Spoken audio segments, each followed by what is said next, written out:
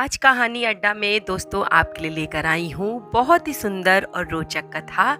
इस कथा का संबंध है आने वाले भाई बहन के प्यार के प्रतीक रक्षाबंधन के त्योहार का।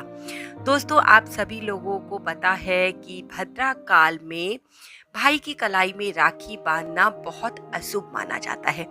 और दोस्तों आपको मैं एक बात बताऊं कि हमारे भारतीय समाज में हर एक कार्य जो मना किया जाता है उसके पीछे कोई ना कोई विशेष कारण जरूर होता है या उससे जुड़ी हुई कोई ना कोई कथा पुराणों में ग्रंथों में आपको वर्णित जरूर मिलेगी। तो आज मैं आपको सुनाने जा रही हूँ इसी से संबंधित एक रोचक कथा कि क्यों भद्रा काल में भाई की कलाई में हमें राखी नहीं बांधनी चाहिए। तो हम सभी जानते हैं कि जब बहन अपने भाई की कलाई में राखी बांधती है तो उसके साथ बांधती है ढेर सारी दुआएं, ढेर सारा आशीर्वाद और अपने भाई के लिए लंबी उम्र का वरदान मांगती है ईश्वर से। उसकी यही कामना होती है कि उसके भाई को कोई भी तकलीफ ना आए।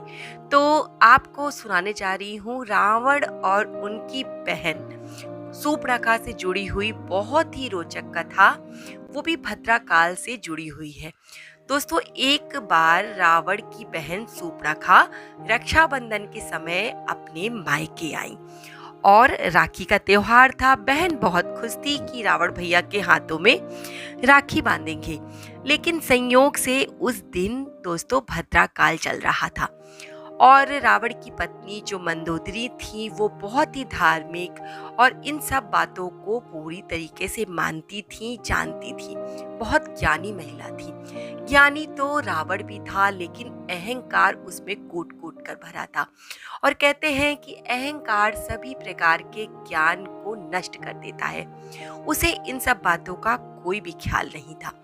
मंदोदरी ने बहन सूर्पणखा को समझाया, अपनी ननद सूर्पणखा को समझाया कि देखो सूर्पणखा, इस समय भद्रा काल चल रहा है और आपको अपने भैया की कलाई में राखी नहीं बांधनी चाहिए, क्योंकि भद्रा काल के समय राखी बांधना अनिष्टकारी होता है। सूर्पणखा राक्षसी थी, बड़ी जोर से हंसने लगी। मेरे भैया का अनिष्ट कौन कर सकता है, घमंड से बोली। मेरे भैया त्रिकालदर्शी हैं, त्रिलोक के मालिक हैं, सारे देवता उनसे थर-थर कांपते हैं। भगवान शंकर को उन्होंने प्रसन्न कर रखा है, वरदान प्राप्त है उन्हें कि उनका कोई वध नहीं कर सकता। अमृत पान उन्होंने किया हुआ है और आप ऐसी मूर्खतापूर्ण बातें करती हैं। ये सारे ग्रह नक्षत्र ये कुछ भी नहीं होते, सब मेरे भैया के गुलाम हैं और मैं तो राखी बांधूंगी। मंदोदरी ने दोस्तों रावण को भी समझाया, पर रावण तो अपनी बहन से भी ज्यादा अहंकारी था। उसने कहा कि तुम मूर्खों जैसी बातें करती हो मंदोदरी, ये सारे ग्रह नक्षत्र देखो मेरे पैरों पे पड़े हैं। शनि देव को मैंने बांध कर अपने पैरों पर डाल रखा है। मैं महान शंकर भक्त हूँ, मुझे भगवान शंकर ने आशीर्वाद दिया है, मैंने अमृत का पान किया है, मेरा अनिष्ट कौन बिगाड़ सकता है। ये भद्रा वगैरह को मैं नहीं मानता। और दोनों भाई बहन जोर जोर से हंसने लगे। उन्होंने मंदोदरी की बात नहीं मानी और राखी बंधवा ली।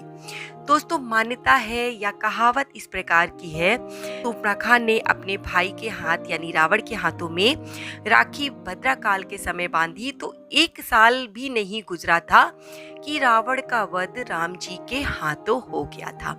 क्योंकि मान्यताओं के अनुसार भद्रा काल में 3 देवता, हमारे जो तीनों देवता हैं, जब वो एक साथ होते हैं तभी कोई भी कार्य शुभ होता है, अन्यथा शुभ नहीं माना जाता। और भद्रा काल में शंकर भगवान तांडव कर रहे होते हैं और तांडव करते भगवान शंकर रौद्र रूप में होते हैं दोस्तों। तो उस समय कोई भी कार्य को शुभ नहीं माना जाता, लेकिन सूर्पणखा ने इस बात का ध्यान नहीं दिया और इस अनिष्ट कार्य को किया, जिस कारण से रावण का वध हुआ। कहने को तो आप ये भी कह सकते हैं कि रावण का वध राम जी के हाथों निहित था, लेकिन दोस्तों कोई ना कोई कारण तो बनता ही है और उसे स्वयं भगवान बनाते हैं। इसी कारण से सूर्पणखा की मति मारी गई और रावण की भी मति मारी गई। न तो रावण प्रकांड पंडित था, उसे सारे वेदों का ज्ञान था, लेकिन मूर्खता और अहंकार के कारण उसका विनाश जो था वो भगवान राम जी के हाथों हुआ। और होना भी चाहिए था। राक्षसों का अंत इसी प्रकार से होता है। आपको ये कथा कैसी लगी? छोटी सी थी परंतु बहुत सुंदर थी, मुझे बहुत पसंद आई, तो मैंने सोचा आप सबके साथ शेयर कर दूं। और आप अपने भाई को राखी बांधिए, उनका आशीर्वाद लीजिए और आपका ये रक्षाबंधन बहुत अच्छे से बीते, यही मैं ईश्वर से प्रार्थना करती हूँ। दोस्तों, अगर आपको ऐसी ही कथाएं, कहानियाँ, किस्से पसंद आते हों तो मेरे चैनल को सब्सक्राइब कर लीजिएगा। धन्यवाद।